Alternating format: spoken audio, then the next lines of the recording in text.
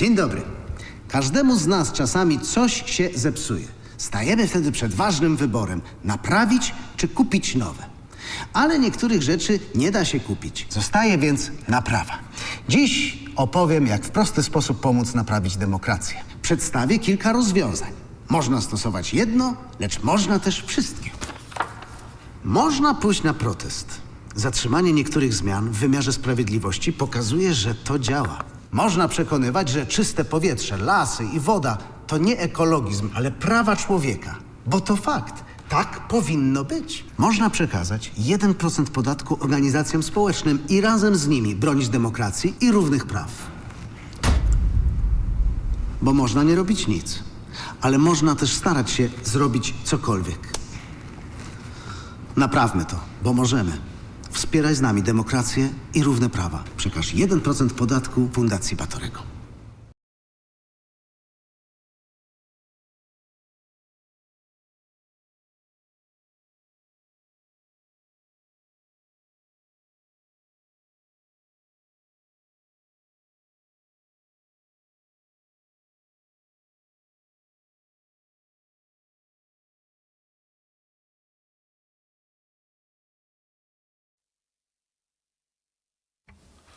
Okay, so good afternoon.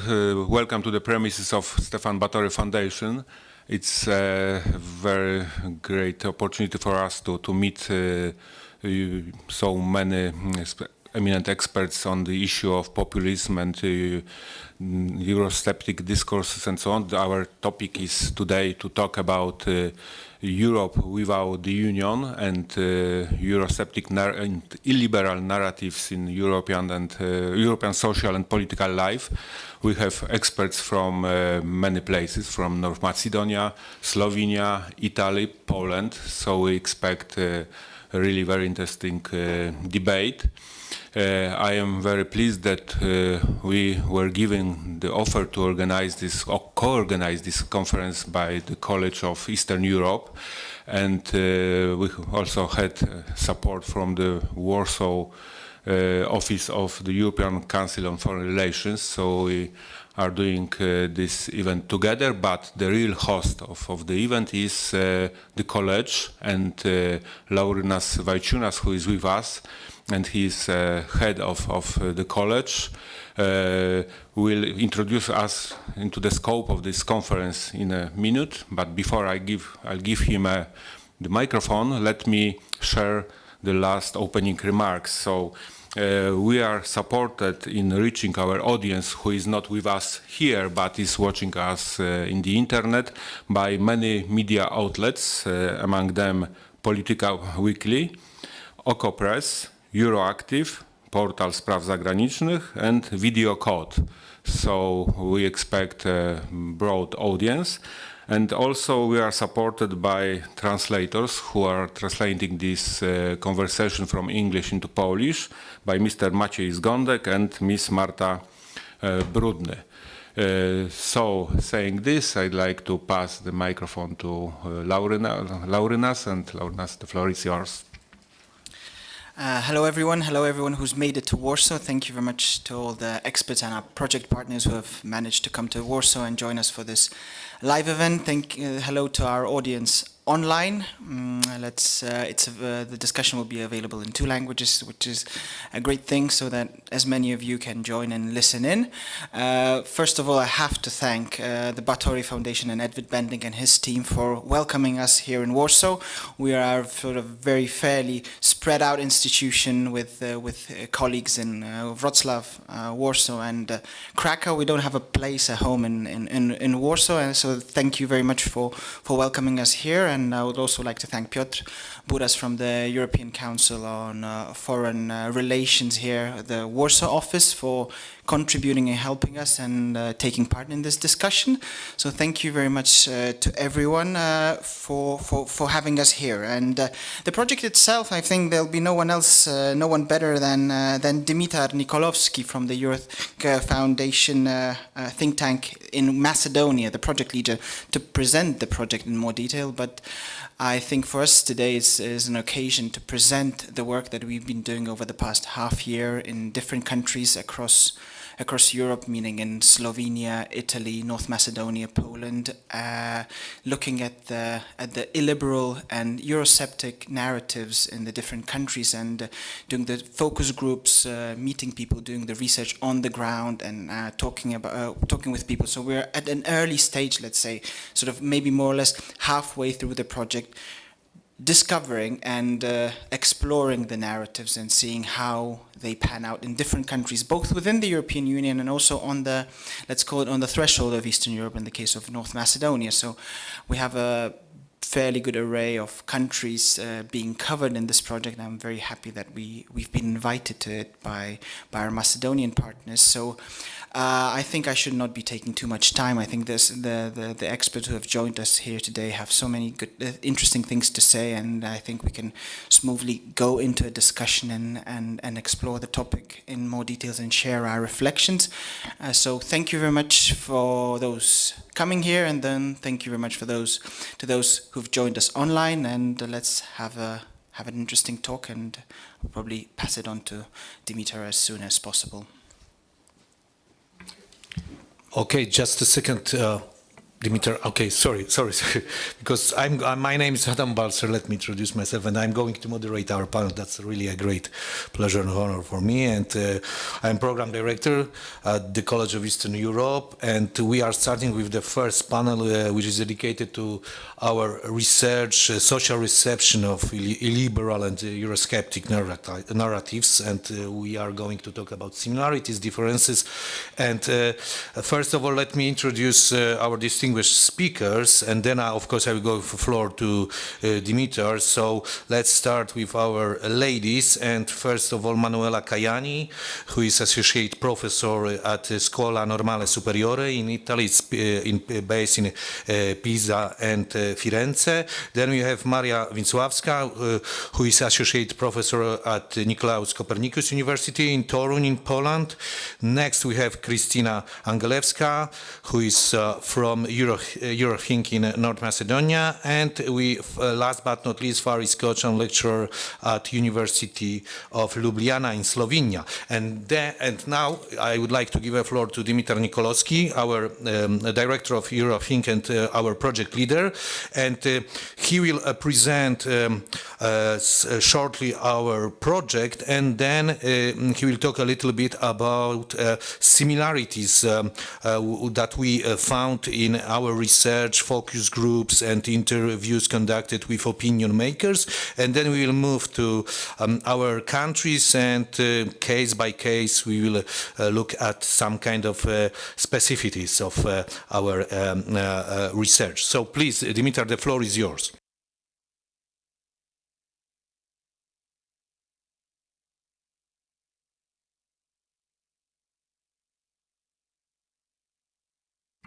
Yeah, okay. Thank you for the introduction, and I would like to thank all of the hosts who are welcoming us here today. So, yeah, I will just briefly present the project itself. As was mentioned before, first of all, there are 4 project partners. Eurothink Center for European Strategies is the coordinator of the project from North Macedonia. Then we have Scuola Normale Superiore from Italy, University of Ljubljana from Slovenia, and the College of Eastern Europe from Poland.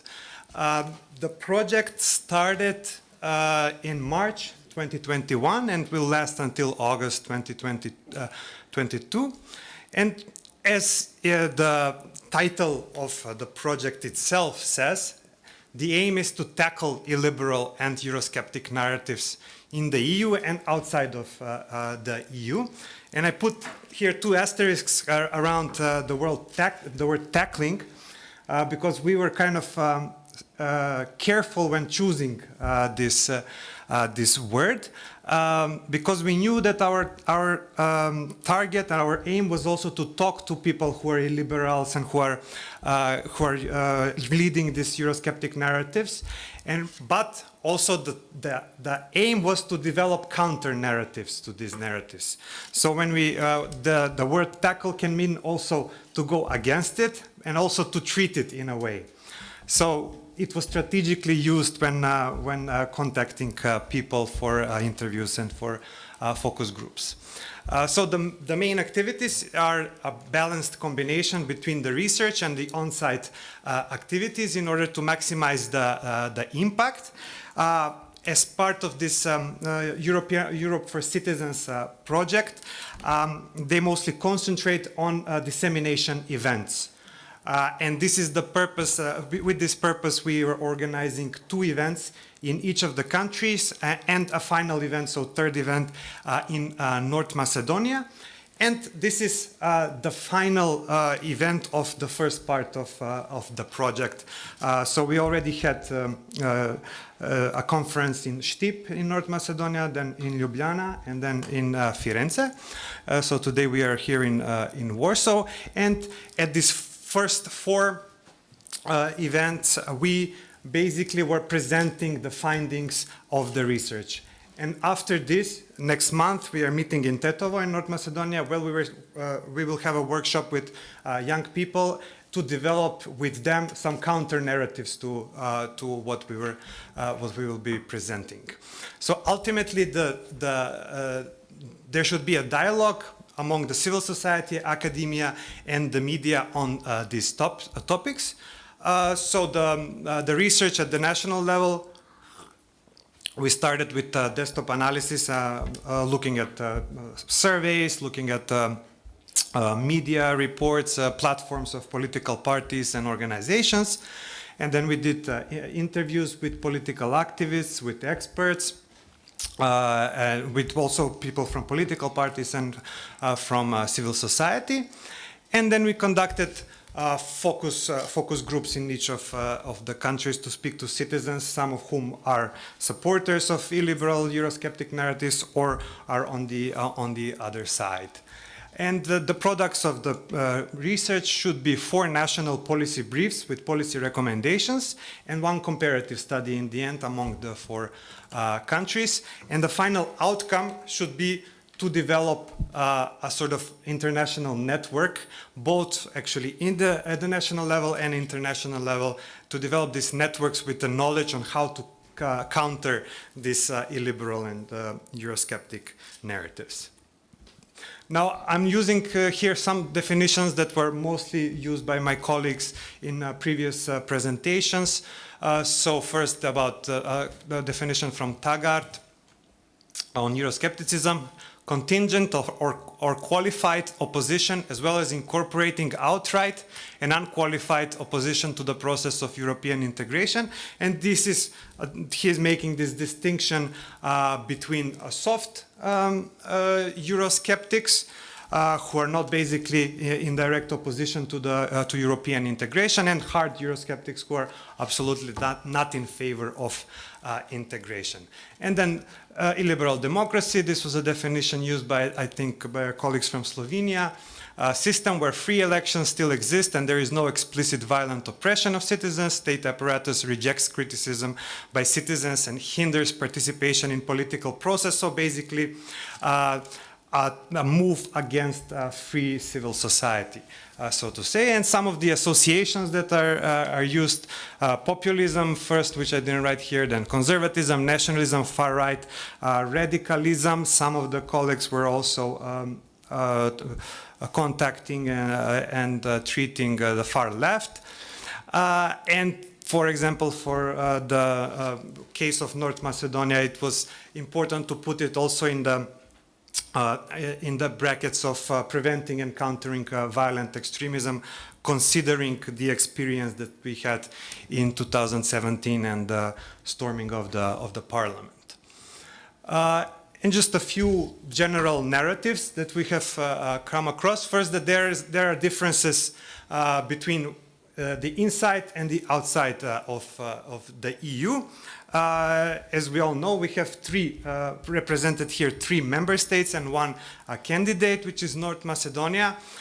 So there are first-hand experiences with the functioning of the EU, and then certain criticisms as to how the EU is functioning or how promises are being made. And then I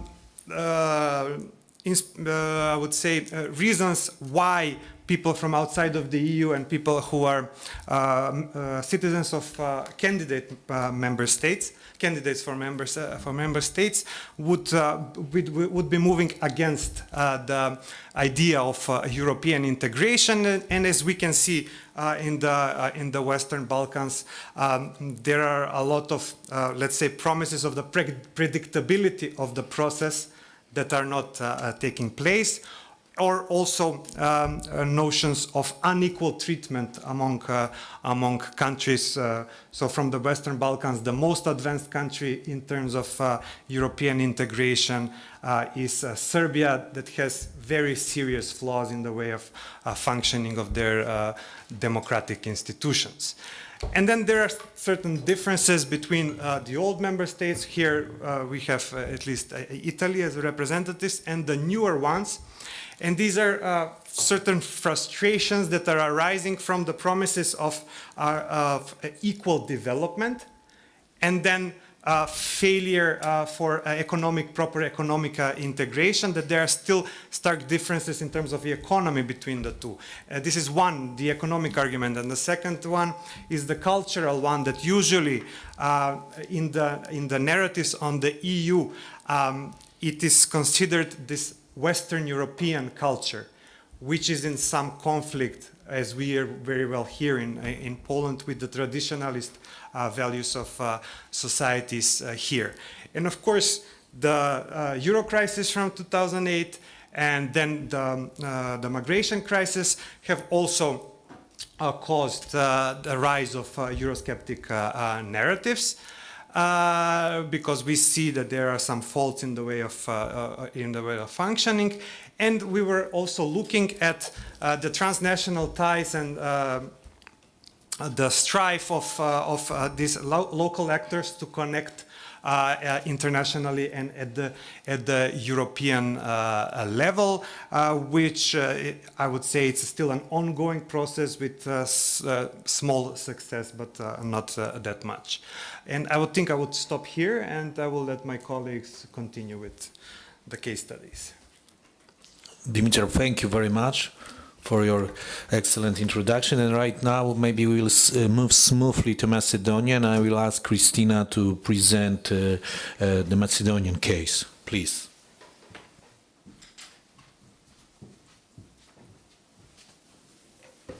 Thank you, Adam. Good afternoon, everyone. Thank you to the hosts for hosting us today, and good afternoon to our audience online. As Dimitar elaborated a little bit more about the project, in last spring, particularly in May 2021, a set of focus groups were conducted, research field analysis. And this focus group report is consisted of several cities, and these cities were purposely selected in the country. Like, for instance, Štip and Veles are places in North Macedonia, cities where mostly, in terms of nationality and ethnicity, Macedonians predominate, and a lot of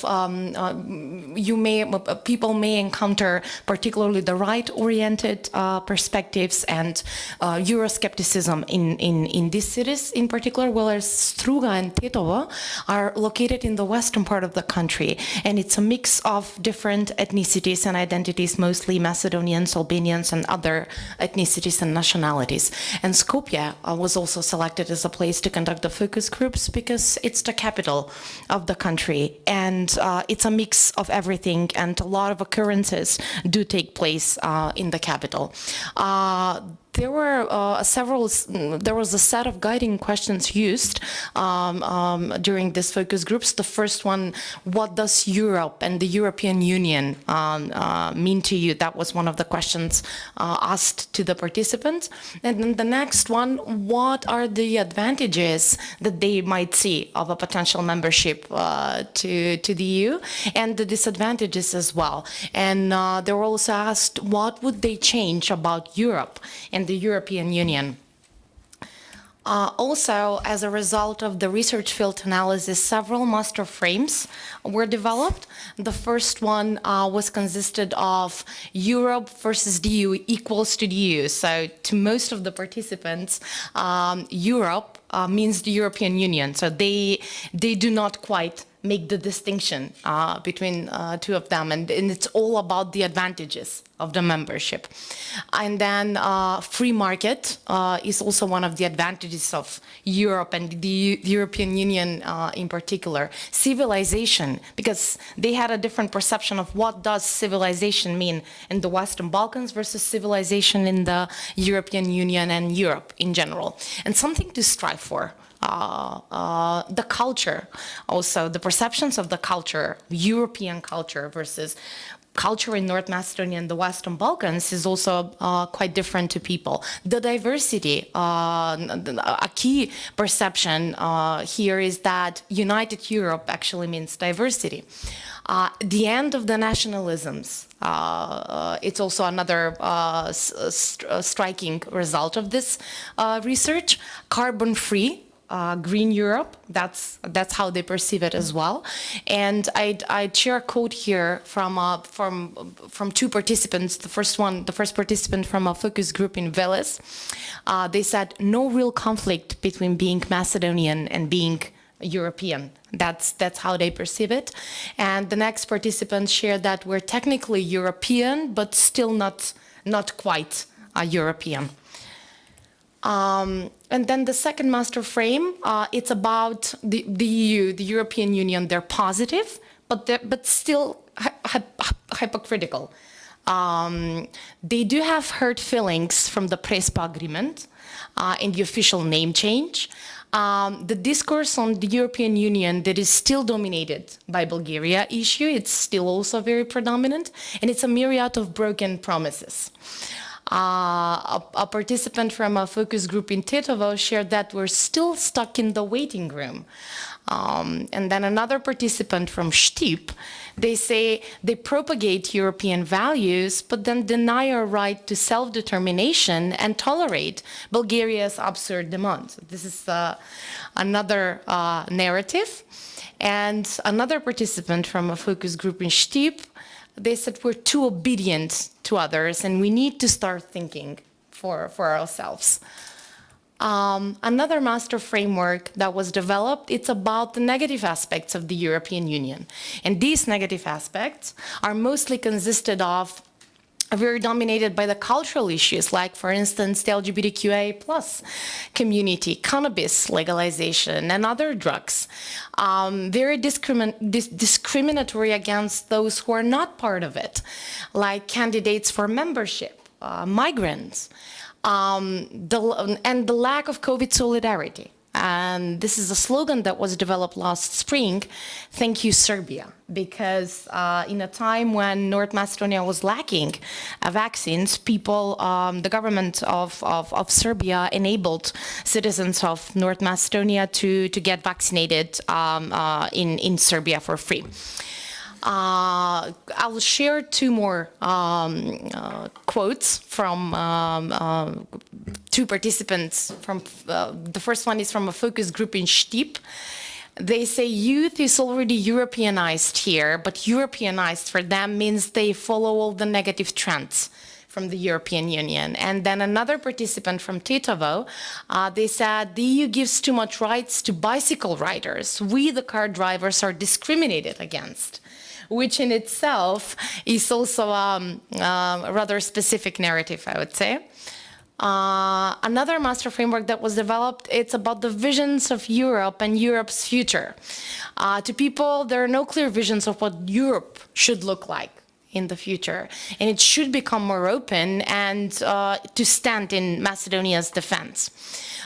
Very limited popularity of illiberal international actors, such as Eurasian Union, and is generally open to other alternatives. Like, for instance, a participant from in Tetovo said, we're anyways stuck in the waiting room, and we should look for closer cooperation with the United States. And then this comes from a participant in Štip. I have no hope we will be accepted as full members. We should seek an associative status like Switzerland or Norway. And then a participant from Skopje says that full membership is an illusion for our country, but we should at least get into the common market, so to be considered as an advantage to be part of the common market. I'd focus just on the focus group reports. And then, as a result of this research analysis with citizens in our country from several focus groups, preliminary conclusions and recommendations were developed. The first conclusion is that Bulgaria issue poses a challenge to the support of EU among Macedonian citizens, and alternatives are sought. Eurosceptic alternatives are still very marginal in North Macedonia, and these three key recommendations are: the first one, continuous education on European Union and European values is still very much needed. A need for a breakdown of the benefits of EU membership beyond the usual mantras, because they seem to be lost or forgotten. And the third one is that common regional market needs fast implementation. So that's on my behalf. Thank you for your attention. Thank you, Kristina, really, for being short and snappy. And now, please, Faris, the floor is yours. The Slovenian case.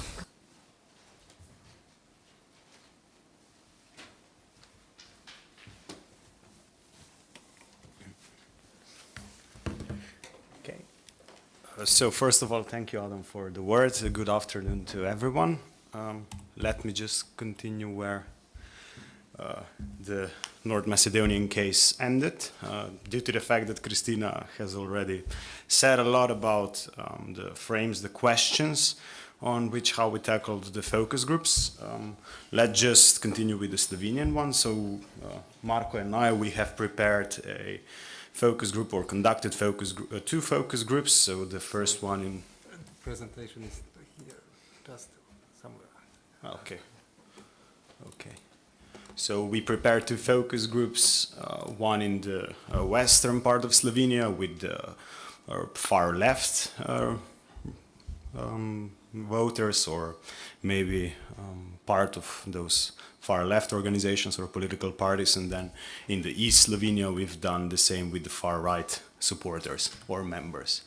So in regarding to the findings of the focus groups, we try to be rather concrete with around 4 elements on which we want to reflect on the master frames.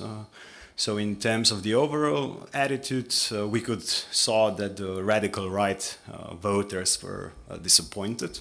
They said that they expected more. There are no jobs, and those jobs that are available are relatively poorly paid. In short, what the European Union as such promised did not happen. When it comes to the radical left, they were more sovereign, or were more authoritative here, so they said we expected it, right? So the European Union as such is a liberal economic project and an ideological tool pursuing the interest of the capital, not the people. So they were not disappointed, they were like more Euro-realistic, so we know what happens when you come into such group of people. In terms of concretization, you could see that the radical right was taking back control, so the Brussels is governed or dictated by bureaucrats that don't have touch with the field, that don't know the real problems, right? They decide what we should eat and drink, they prescribe certain regulations on how cucumbers are, how bananas are, you know, things like that, so multi-culti globalists. Abandoning the national democracies and such, right? So, and regarding the radical left, we could observe this narrative of liberal empty shell. So the European Union is this empty shell, right? Brussels is becoming just an institution where you can pursue or apply for co-funding of the projects and nothing more.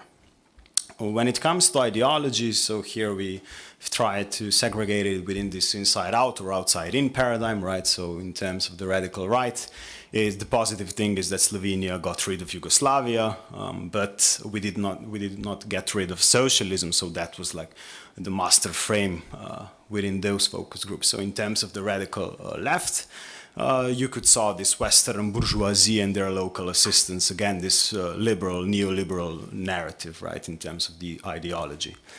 And finally, here we should mention the transnational linkages. So in terms of this radical rights, it's more or less non-EU style. Of course, transnational linkages are okay, but between sovereign states. And In the radical left group, we could see this functional or pragmatic transnationalism. So there are some policy areas where we should work together, right? Environmental policy, for example, they said, but not with Verhofstadtian, so types of politicians. Again, this neoliberal or liberal critique, right?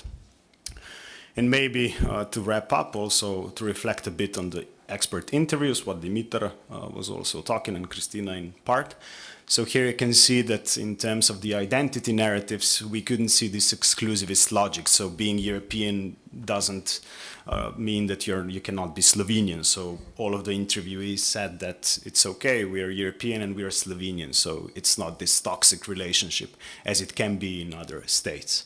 But, of course, the European Union narrative is, again, an empty shell, empty signifier. The European Union as such doesn't mean anything to them, right? So, political cleavages, of course, you could expect repositioning of the central right and central left policies. Of course, again, in the center is this neoliberal ideology. Because of that, the center left is trying to defend the liberal values, and of course the center right is coming in to decide identitarian topics. And the transnational linkages. So you could see here that most of our interviewees, they didn't talk about maybe connections with the political elites. So for example, Janša, Orban or Morawiecki, Janša, they were mostly talking about the European political groups. And they didn't problematize that. So that's also an important maybe message from the interviews. And with that, I will give back the word. Thank you. Thank you, Faris, very much. And right now, Maria, please.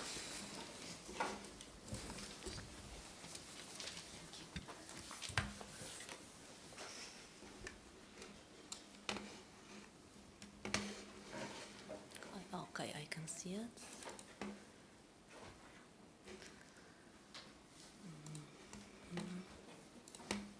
Okay, thank you very much.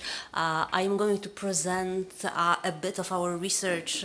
We concentrated, of course, on Poland, and these are going to be the, well, short report on what we found or how we can tell the story from the focus groups. And I would start with the notion that to understand the thinking and reasoning of the Eurosceptics, we must learn, understand and analyze the narratives about the EU.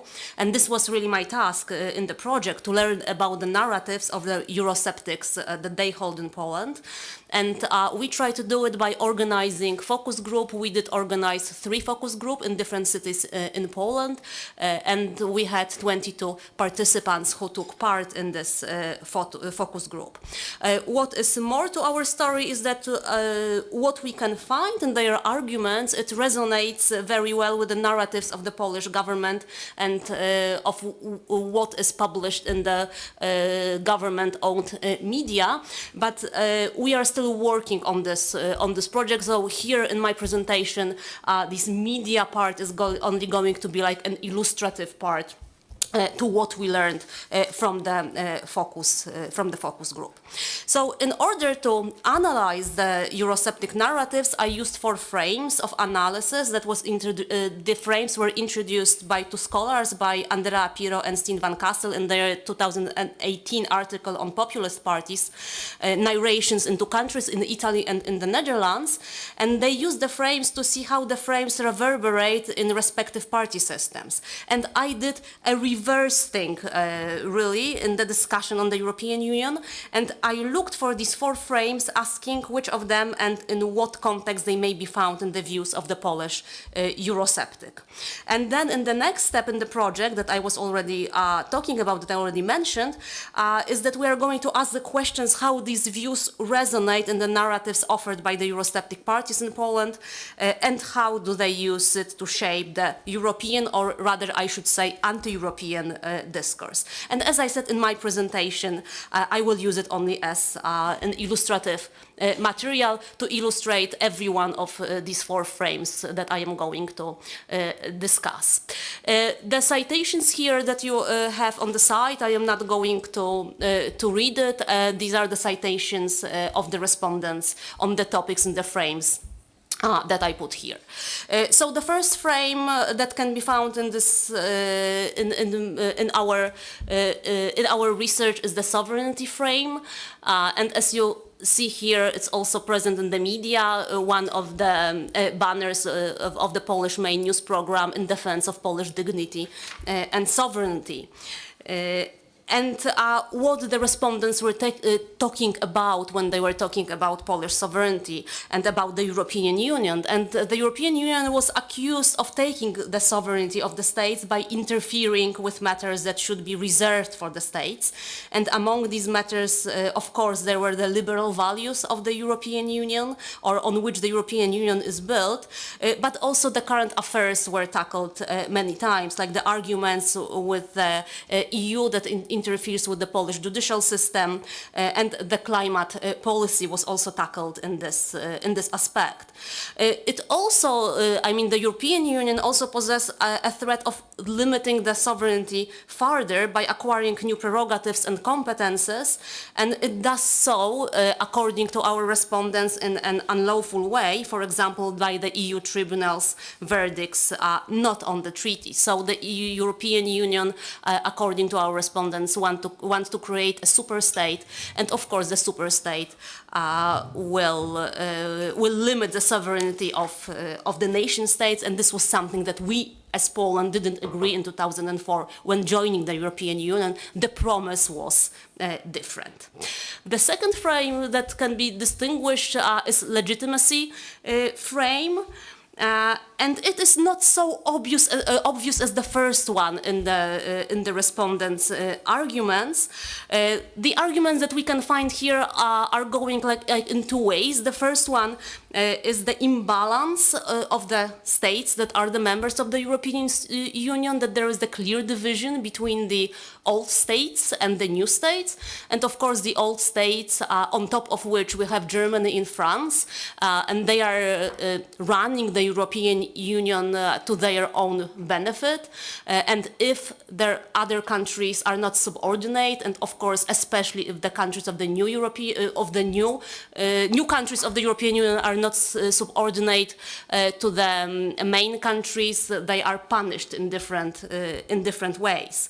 And another dimension of this legitimacy discourse was the detachment of the European elites who run ambiguous interests, who are corrupt, and they are of course very far from the people.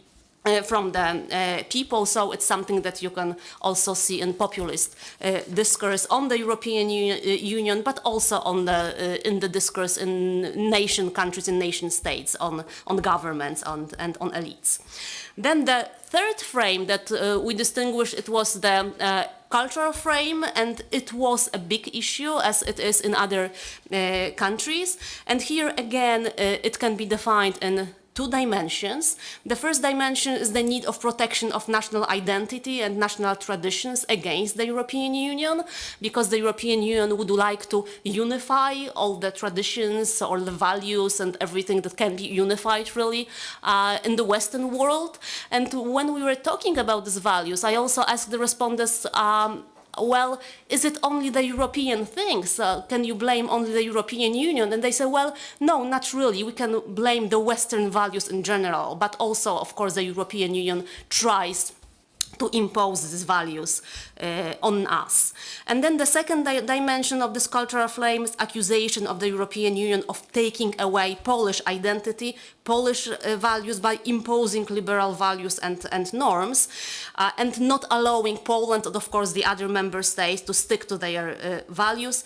And according to the respondents, of course, the Polish values are driven out from the Catholic Church values. So of course the respondents didn't want to or didn't see, for example, the LGBTQ community. They didn't want to let this community to acquire their rights. For example, they said that the marriage can be only between men and women. They don't have anything against the gay couples, but of course we cannot call it marriage. And the second dimension in this discourse was also against immigrants, especially understood visited by Muslim immigrants.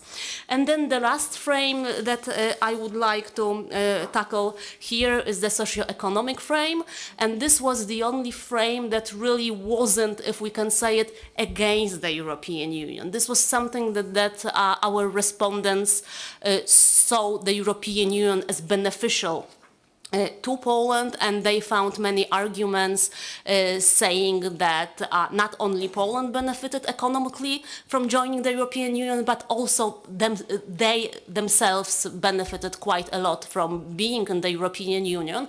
However, and this is, I think, one of the most important things here, they say, well, we should stay in the European Union for as long as we benefit economically. For as long as we get more money from the European Union, then we pay to the European budget. If we were to pay to the European budget more money, we should withdraw immediately from this community, because it's only an economical organization. So since if we don't benefit, we shouldn't be there.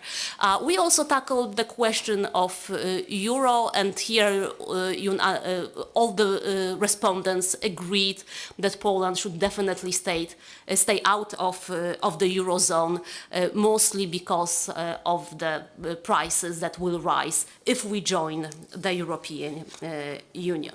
So if we would like to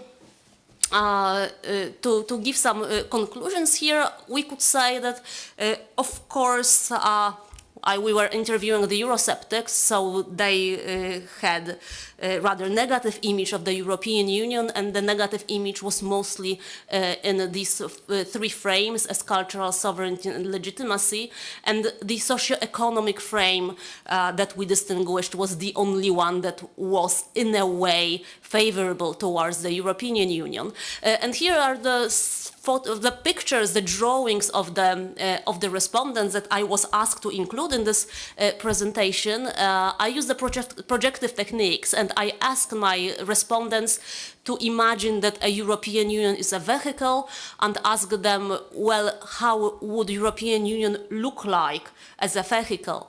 And as you can see here, most of the drawings show that there are many structural flaws of the European Union, that it's a malfunctioning organization. As you can see in this picture with this pink car, the question is, where is the driver? So it means that the European Union is an organization that doesn't know where to go, to be honest. Then they also said the European Union is a divided organization. The division is between the rich Western countries and the poorer Eastern countries. You can see the top drawing there, that the car is divided, the really nice one at in front, and then the old countries, old car in the back that represents the new member state. And maybe one more picture that I would like to draw your attention to is the one with the two cars. So again, you can see the division in between old and new Europe. The old one has its own values. You can see the rainbow flag that it's there, and the sign of Euro, and you can see that it takes the car that is behind into the abyss. So the new countries, that we try to stop the European Union from the disaster, but probably we won't manage to do it. And I would finish here. Thank you. Thank you very much, Maria. Sorry if I maybe abuse my power a little bit and I give a little bit more time to Maria, but we are in Poland, and that's why I'm sorry that I'm a little bit biased, but nevertheless, it was really an excellent presentation. And right now, Manuela, yes. Italy. Thank you. Okay. Okay, so thank you very much for this excellent organization, for being here. I will try to be synthetic, although this is not my main characteristic. As in the other countries, we also try to grasp empirically the narratives, Eurosceptical or Eurocritical narratives from below. And we did several focus groups that you can see here. Basically, we tried to cover in our three focus groups the main main Italian subcultures, let's say the left-wing one, that usually is a subculture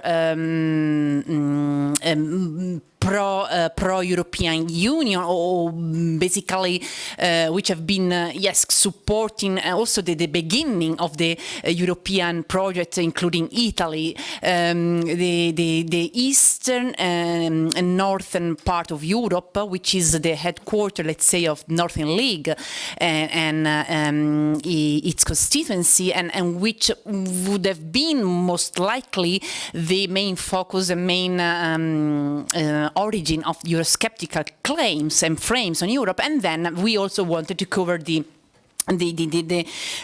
Rome region, which is a region where many neo-Nazi extreme right groups from civil society live and let's say socialize people.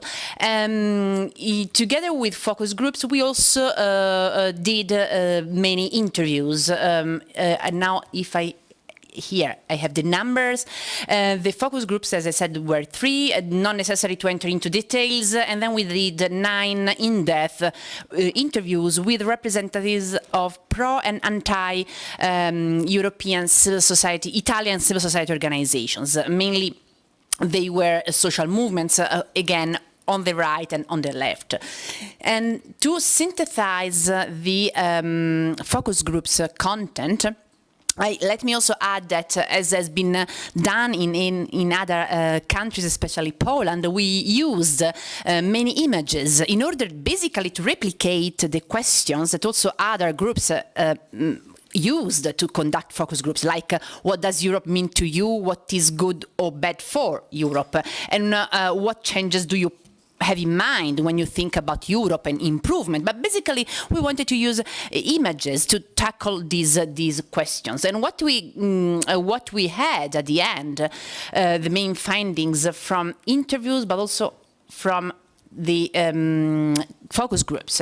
From the interviews, we saw that we could find 3 main criticisms targeting Europe. So Europe is criticized within, I would say, a soft Euroscepticism approach.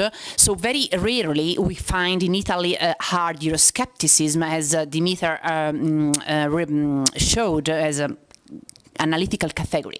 But within this soft Euroscepticism, meaning that Italian people still accept Europe as a polity frame of reference, but they do criticize a lot Europe. So within this soft Euroscepticism, which doesn't deny Europe and the membership, we found 3 main frames, 3 main types of Europe which is criticized, a cultural one. And this criticism come mainly from the right-wing civil society groups, and this criticism find a parallel or a, let me say, discursive opportunity structure in the cultural criticism toward Europe, which is mainly mobilized at the party level by the Northern League. And so according to this criticism, Europe is criticized because it brings about too much uniformity, and therefore it damages the cultural country traditions and many other local specificities, also in terms of economic. Think about the fact that mainly European criticism come from, as I said, northeastern part of Italy, which is also characterized by a very typical network of middle, small-sized enterprises. The other frame we found very often mobilized is an economic frame, which criticizes Europe because of the unequal treatment among member states, and also the excessive intervention by the European institutions, as for instance the European Bank, over the Italian economy. And then finally we also found a third frame, very often mobilized, which we called political criticism, which is not so far from what other countries found in terms of legitimacy, sovereignty. According to this criticism, criticism, which come, I have to say, mainly from left-wing association talking about Europe. According to this criticism, Europe is strongly criticized because of the democratic deficit of the EU, and therefore there is the call. In this case, is a call for more Europe. Therefore, more direct channel between citizens and European institution and decision making. The focus groups mainly replicated or better confirmed what we found in the interviews. What we found here very briefly was a diffuse criticism among ordinary citizens. Extreme right-wing exponents very similarly are those who more strongly and sharply criticize European Union. So here we also can find some signals of rejectionism, and we cannot really define it as a sort of breeding ground for a Brexit, Italian exit campaign. And then we also found some groups dynamics during these focus groups. Especially in those focus groups mainly populated by left-wing representatives and civil society associations. Here, groups dynamics that tended to divide the debate on Europe in the political cleavage between left and right. And then finally, as I said, for the interviews, we found that mainly the left-wing approach was a sort of reformist approach toward Europe and toward the criticism on Europe. So our approach that accepts and emphasizes the European Union as a good thing, a good project to bet on again, but still in need to reform under several respects. I would stop here. Just let me conclude with two considerations that are growing now in these in this last month that we are also concluding our report. The first consideration is that if we think about frames and frames on Europe, we can more or less what I see in Italy, but also in the other countries, we can divide between two types of frames of Euro criticism or Euro support. The instrumental ones, so Europe is good or bad for something instrumental, economic, from some concrete advantages. But also there are very spread, I would say, also what we can call norms and values and cultural frames. So Europe is good or bad for something relating to values. No, it can be peace, it can be inclusion, solidarity. So something which is not a direct output, like economic, instrumental. And this, in my view, I am a politologist, so it is not. It can go in parallel to what Sharp, the politologist Sharp, said about the input or output legitimacy of any political institution. And Europe, for its institutional setting, has been always mainly interpreted by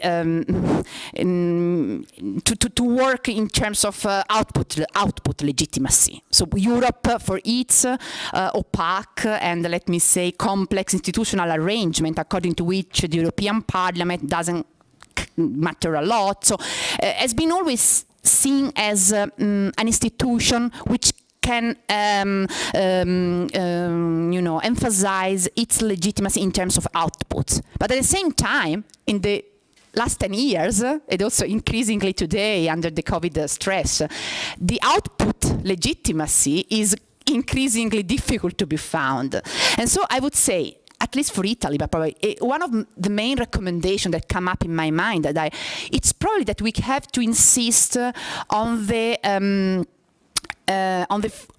cultural and value frames concerning Europe. So the outputs are not just concrete outputs and therefore linkable to the instrumental economic side, but the outputs and therefore outputs legitimacy can also be seen in terms of values and norms, frames that probably need to be, as you said, nurtured a bit more among the population, especially the young. So Europe is good for peace, green, inclusion, and so on and so forth. Thank you. Grazie mille.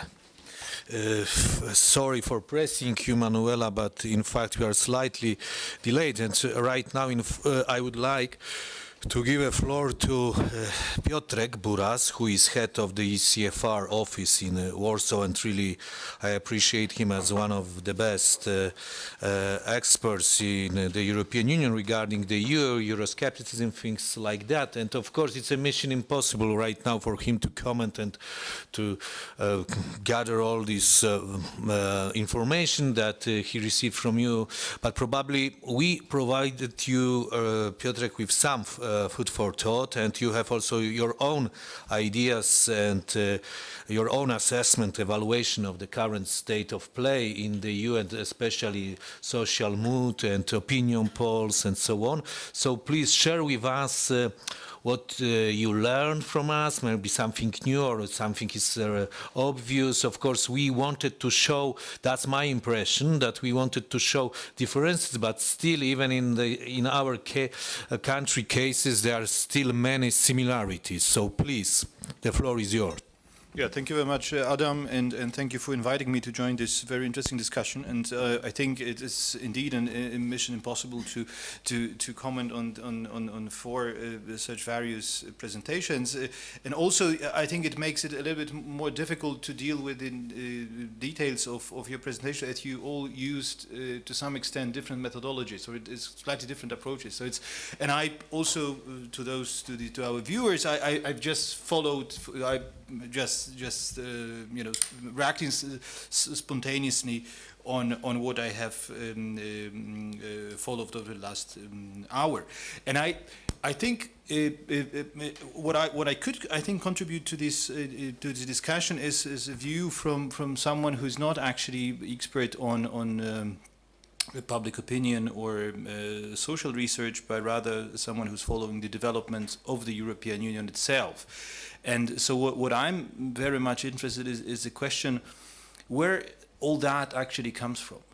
Because you have outlined a very interesting picture, which is, I think, quite, as Adam alluded to, quite common for all those countries, of a number of, and I think Maria had this very useful categorization of these. I don't remember how you call that, but the triggers or the spheres or frames.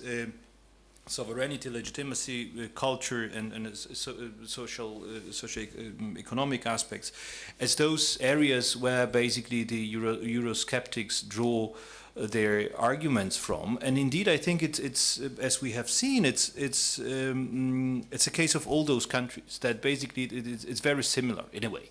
Of course, with some differences, but still it's quite similar. And what is also a very obvious similarity is also that I think my impression at least was maybe it is the research is kind of biased in that regard, that a certain strength of these narratives. I mean, of course, you were looking for those narratives, so it's not so perhaps surprising that you have come across them and that you highlight them.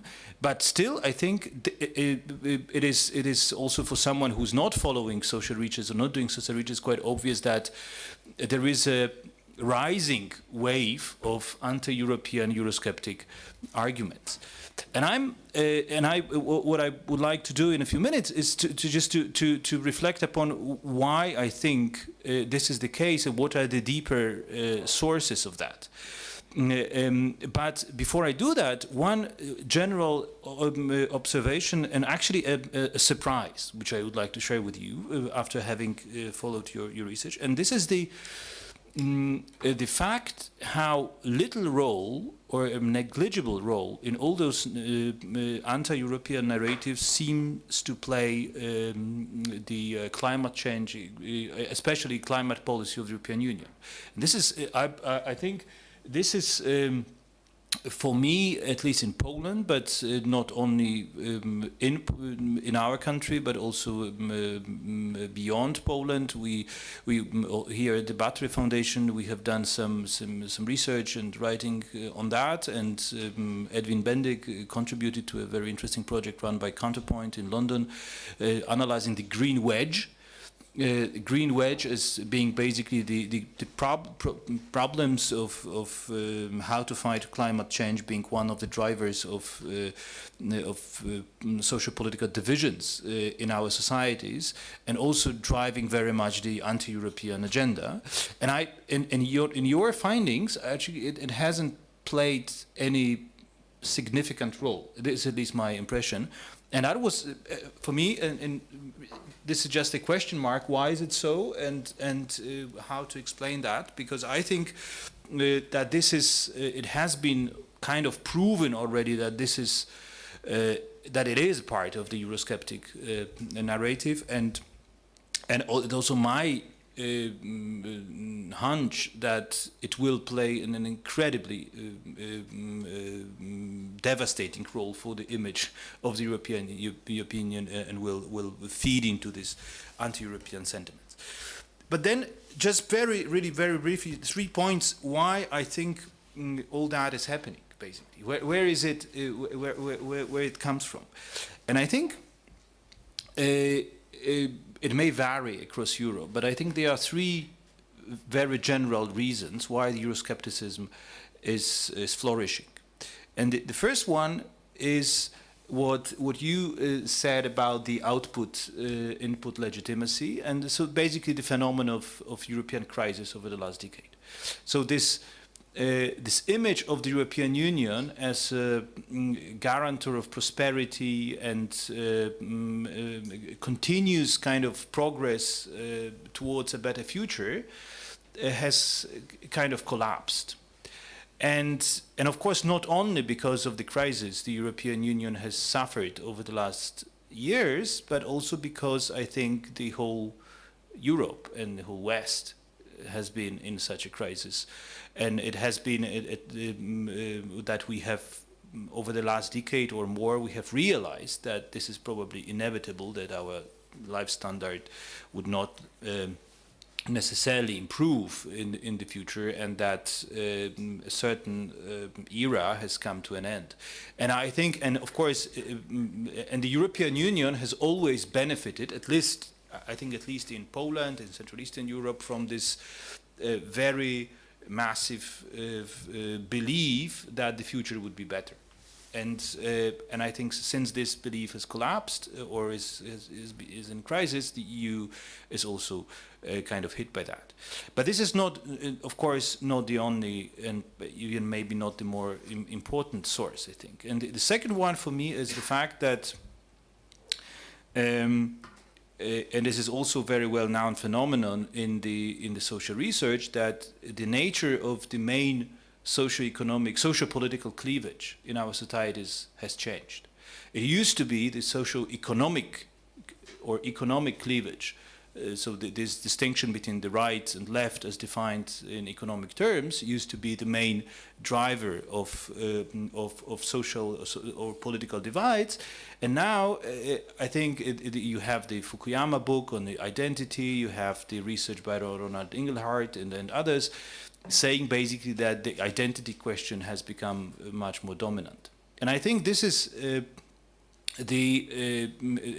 as long as we had this economic focus and the belief in a better economic future, and as long as we had the Washington consensus and belief that free market and liberalization, more openness would save us from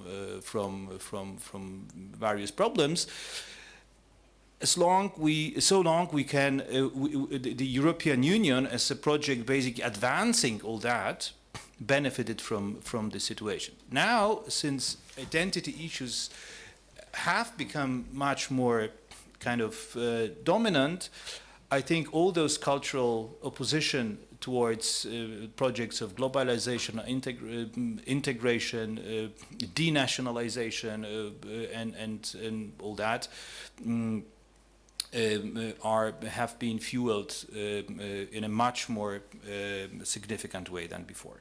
And the last point, I think, which needs to be taken into account, and also, and I think all that is kind of important, I think, for the question how to tackle Euroscepticism and illiberal thinking, because the last point, I think, relates to the development or the transformation of the European Union itself.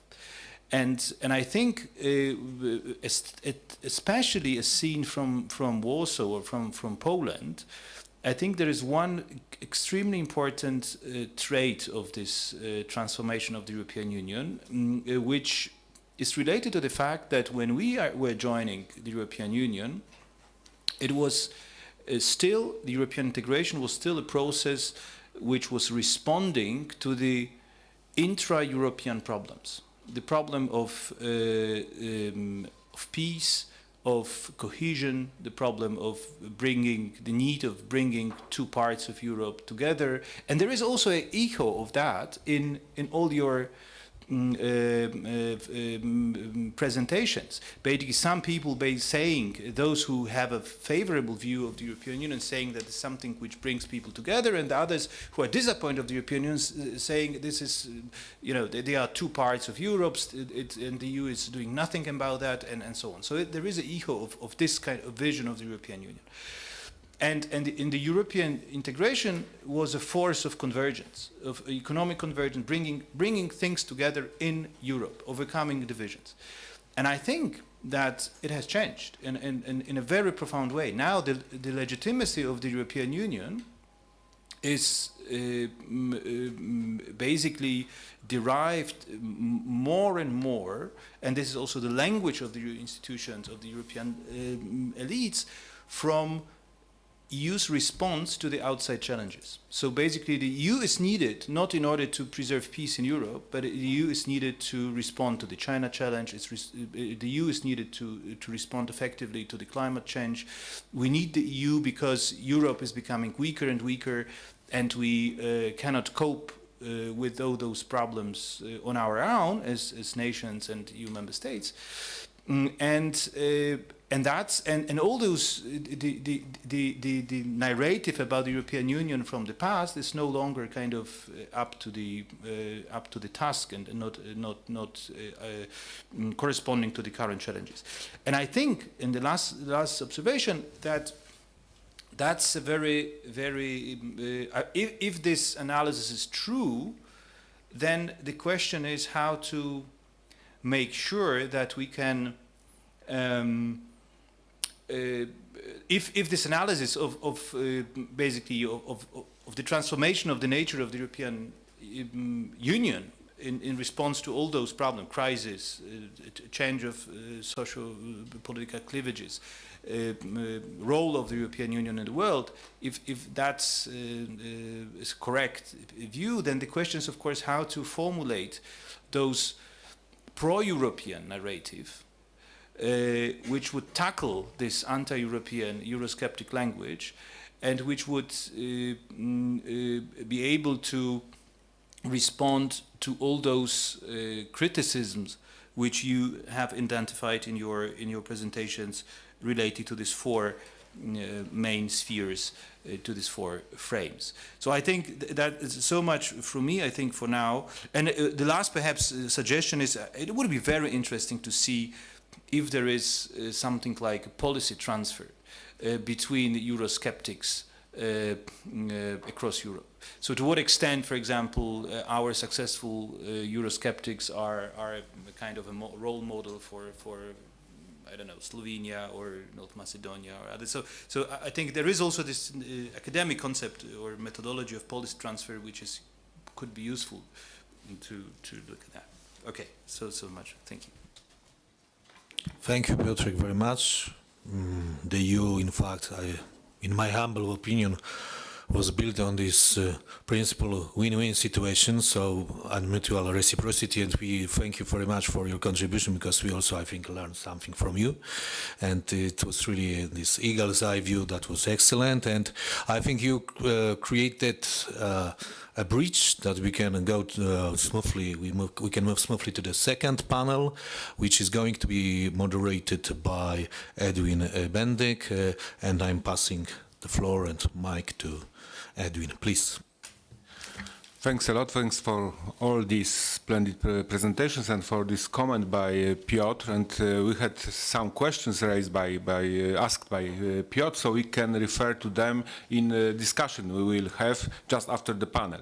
So I propose to, because the topic of the panel is now looking the answer for, I would say, the second part of the problem, because we are talking about the societal dimension of the issue of Euroscepticism and illiberalism. Now we will be talking about political forces who can use these, let's say, societal emotions, feelings in their political agendas. So our task is to, I would say, to sketch a map of these political forces and look forward how these forces can develop in the future. So, so we changed the panel, but we haven't changed the floor. So because still we have 3 of my panelists are the same as in the first part. So I mean. Dimitar Nikolovski, Manuela Caiani, and Adam Balcer.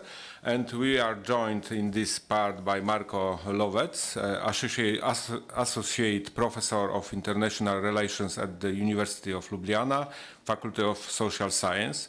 Focus of his research is on the politics of European integration, institutional developments, and Central and Eastern Europe. So welcome to the panel. And just after this first round, when we try to sketch this map, we will open discussion to all other panelists, so we can talk about issues raised during the first panel and the second one. So beginning this panel, I'd like to refer to 3 points. First, and the first one is going back in time to the last European elections. So you remember this mood. So we were thinking in similar way as Piotr said, that this populist Eurosceptic wave is rising up, and that this dark or brown wave will come into the European Parliament. But something happened, and of course, many of right-wing members of parliament came in, but in fact, green wave prevailed. So the question is, what happened? So how this, I would say, counter force to Eurosceptic force prevailed, and which kind or what kind of set of factors decide about this socio-economic one or socio-cultural one? I'm asking about this phrase we used in discussing how to mobilize public opinion to change the mind. So if we can have this problem or this moment in memory. The second issue, and the second point, is the last gathering of right-wing politicians in Madrid.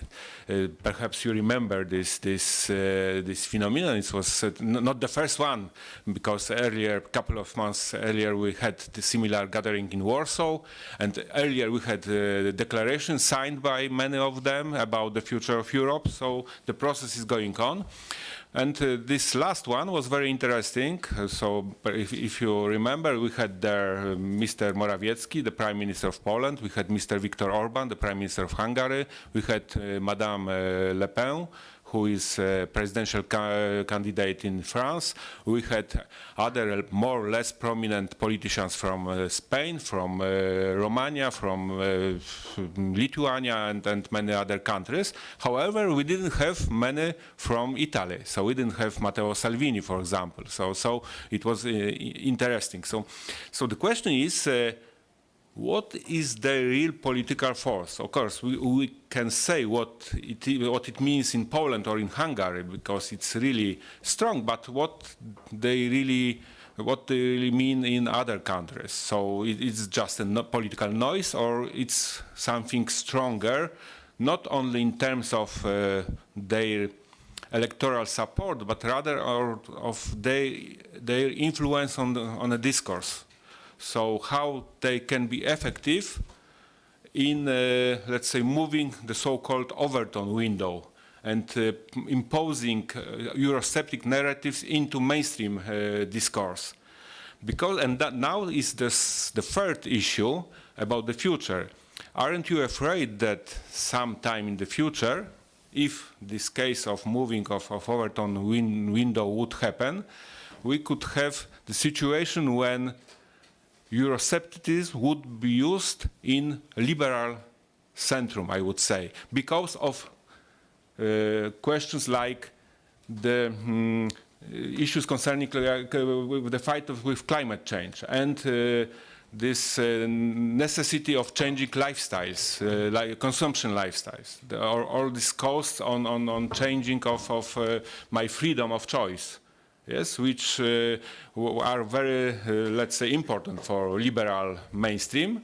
And all of a sudden, it can happen that, it must happen, to be honest, to achieve the green goals. It must happen, and our consumption choices must be compromised in the future. So, aren't you afraid that we have no problem with Euroscepticism of our days and right-wing or left-wing populist parties, but perhaps we can have bigger problems with liberal forces? In some way it happens in Europe, because even liberal forces are moving to the right, using this anti-migrants rhetorics and so on. So it happens. So this is the framework of our discussion, but of course perhaps you have your own angles to these problems, so feel free in sketching this map. It's important to have it as creative as is possible. And if I can begin with Manuela, with this question, why Matteo Salvini didn't come to Madrid. He didn't tell Dzień me dobry. why, but I... Każdemu z nas czasami coś się zepsuje. What I can answer here, trying to make my answer a bit more general than the single event in Madrid.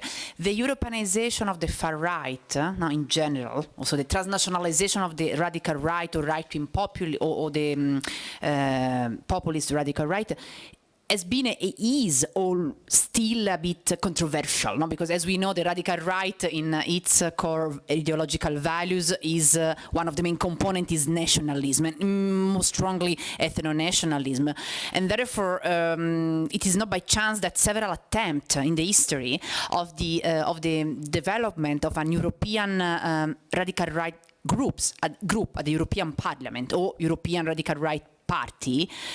There have been several attempts in the history, and always failing, you know, because these forces still felt as a contradiction. On the one hand, they realized the need to go supranational because the policy and the decision-making level was shifting there. But at the same time, their ideology is made, and therefore, as for Italy, I can clearly remember the event in which one of these attempt of European grouping was failed because of Alessandra Mussolini, so the leader of one of the most important at the time radical right party, at one point accused the other leader of the Romanian party of the radical right with typical xenophobic claims. No? So she reproduces so therefore so what I can answer is that in terms of Europeanization, transnationalization of the radical right, for instance,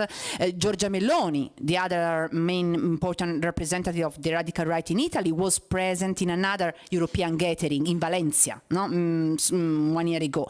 And she was also very skillful in talking Spanish, so she was emphasizing a lot this idea of brotherhood, no? Together with the radical right in Spain. And so I don't know why in this case Salvini was not there, but what I can see for sure is that still for the radical right in Italy is a bit controversial, this move toward building transnational contact and the main vocation, which is a nationalist, and therefore with all the, also because they find the contradictions at the political discourse level, they still insist on nationalism and xenophobic claims, and therefore how would you justify then, for instance, an European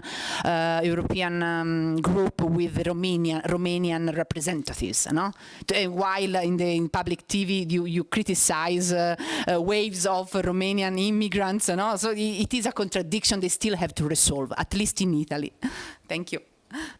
But if you could add something about other issues, like is it possible to imagine counter forces to this? You mentioned this about that in Italy, so it's not only about this pro-European thinking. It's not only about socio-economic issues, but also about cultural issues that we can feel good about, or think good about Europe in terms of peace, for example, perhaps in terms of green change and so on. So how do you see these forces as a tool against Euroscepticism and illiberalism? No, thank you for this extra question. No, I found very interesting the point that you raised, about the absence of frames concerning Europe and climate, and concerning, I can add also other important absences that I realize actually, like Europe and gender equality, while at the same time we see and we know that in many fields, also at the national level, for instance in Italy, in academia, but also in many other fields, Europe is pushing a lot for gender equality in many policies. And however, it looked like the pro-European forces don't use these frames, no, and for frames usually we mean cognitive schemes, no, within which you, or through which you construct the political and symbolic reality around you. So paradoxically, you are right. No, it looked like these counter right-wing populist forces, or better, pro-European forces are not using, or at least are not recognizing enough that Europe is there also for value characterized benefits, no? Like it can be climate change policy, can be gender equality, can be other issues. So I see these, there are many, in terms of numbers, there are many social movements in Italy pro-European, pro-Europe. There is, I would say that the scenario in Italy is really divided 50-50 between anti-European or criticizing Europe and pro-European. But you are right in underlying that still the pro-European frames are not covering all the issues they could cover, let me say. In this sense, I stop here, I can mention there is a useful concept that we could use about that to interpret the situation. It is the concept of the meaning of silence. It is built by Medrano, who works a lot on frames. The meaning of silence means that when something is not quoted, it is not quoted, is not mentioned, it means that still it is not in the hand of the people. So in this case, I would say it is quite surprising that climate is not there, gender is not there, but it looked like, so that we have to reflect about the meaning of the silence on these issues and these frames, because probably it means that they still are not into the mentality and the conceptual maps of our pro-European forces. Thank you. Really great remarks. Thanks a lot. So now let's move to Slovenia I'd like to give mic to Marko Lovec, who hasn't speak yet. So it's time for you, and you know the questions. But what's the perspective of the country from the members of new countries of the European Union? So how do you look at these issues? I asked from your perspective. Yeah. Okay, so thank you for your questions, and thanks all of you for having me here. I'll first make some general points, and then I'll move towards more specific questions or the frame for this second panel that you have presented. So first, more generally, I could say that speaking more about Central Europe than the rest of the region that is covered by this project, I could say that the elites in this part of Europe were very much pro-liberal, pro-Western, pro-EU oriented throughout the 1990s and the 2000s. And I would also say that the integration of this part of Europe, former socialist, communist countries into European Union, was a big success story for both sides of the Iron Curtain. But then, soon after the EU membership, things started to change in this region. It seemed as if expectations of the people were too high about what will happen after the enlargement. So the expectations that we would suddenly all live like Germans and so on. So it turned out that it would not be that easy. And then there was also this absence of a post-accession vision of what we should do next, of what we should do within the EU.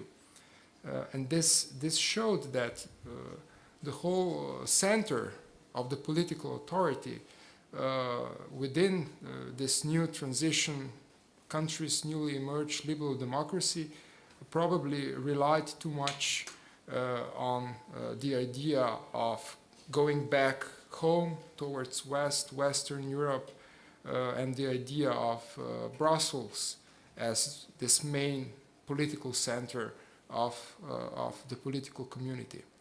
And this became even more obvious in the next decade that followed, in the decade of this big crisis of the EU, starting with the Eurozone crisis, which has hit dramatically several Central European countries, and this is often not mentioned sufficiently, I think.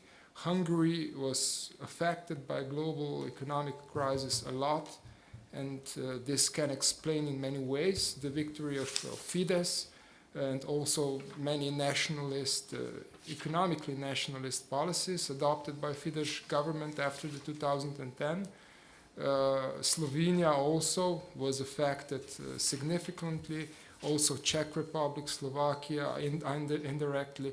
Slovenia, for example, was before the crisis almost as developed as average EU member countries were, but with the crisis, with the high interest rates and things that happened because of the asymmetric dependencies, pressures of financial markets and so on, we basically went back in economic terms to where we were before the EU enlargement. So the impact was there. And those crises had huge impact on the political elites, on the still pro-EU, pro-liberal, pro-Western political elites. So many centrist, pro-European parties would disappear overnight. Overnight, there would be a number of snap elections.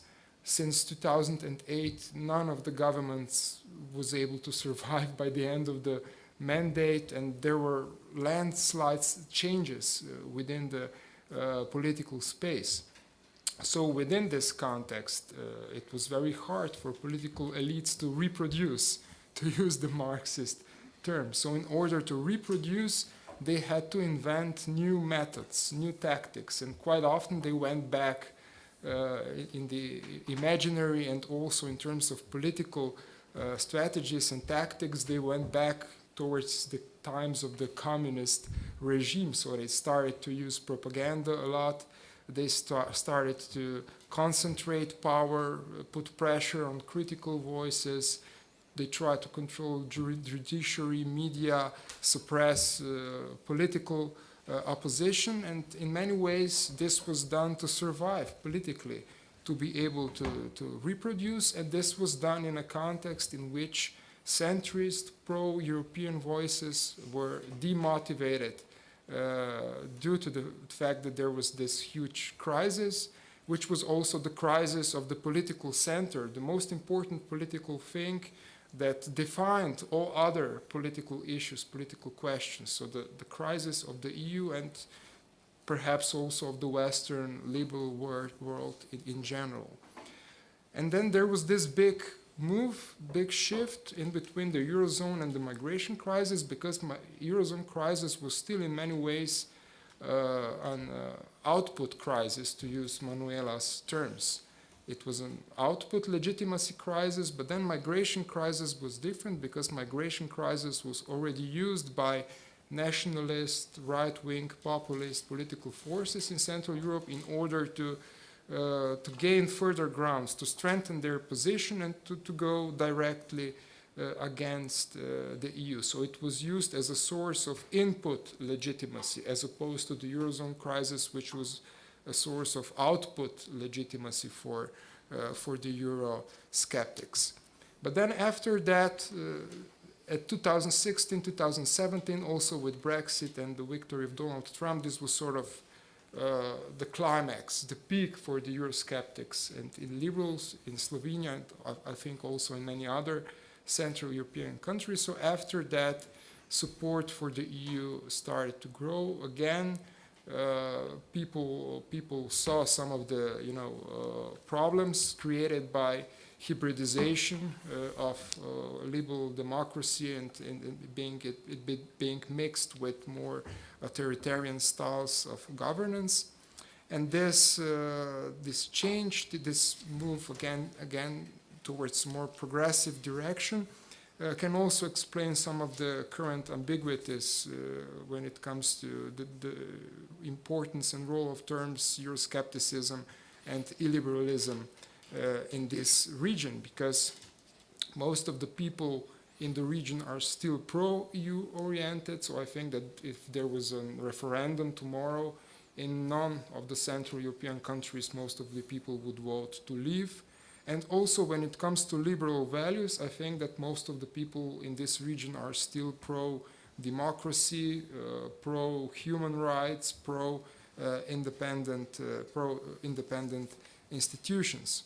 So Euroscepticism is, in fact, it's soft and it's oriented towards some very specific issues which might not be important even in the region, such as migration, for example.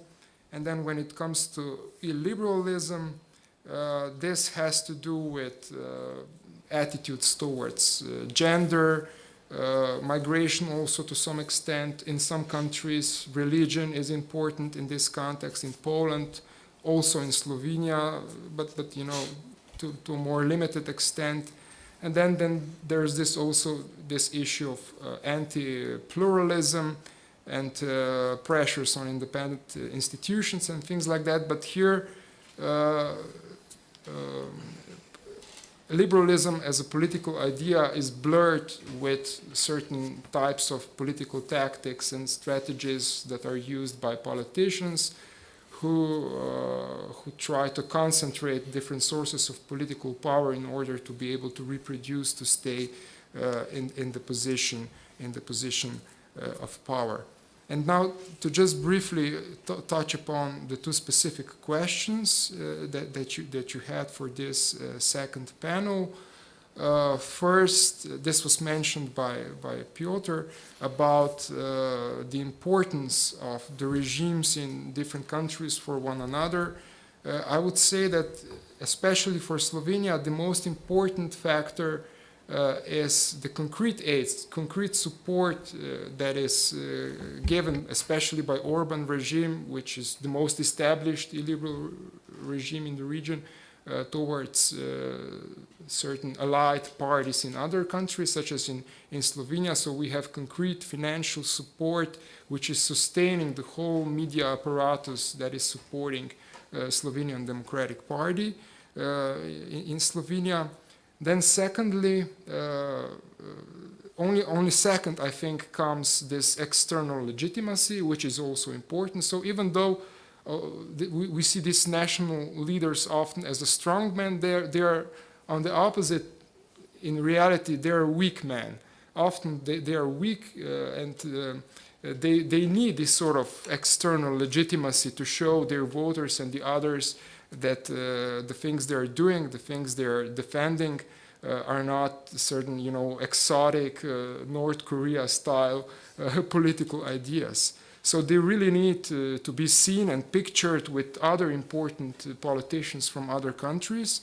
And I think that only on the third place comes the transfer of concrete ideas and tactics and images, because we can quite often see how different ideas are transferred from one national context to another, and then they come up in very strange ways that are not really taken and understood by people. So ideas taken from Hungary on gender equality and things like that transferred to Slovenia don't really work quite often in our context.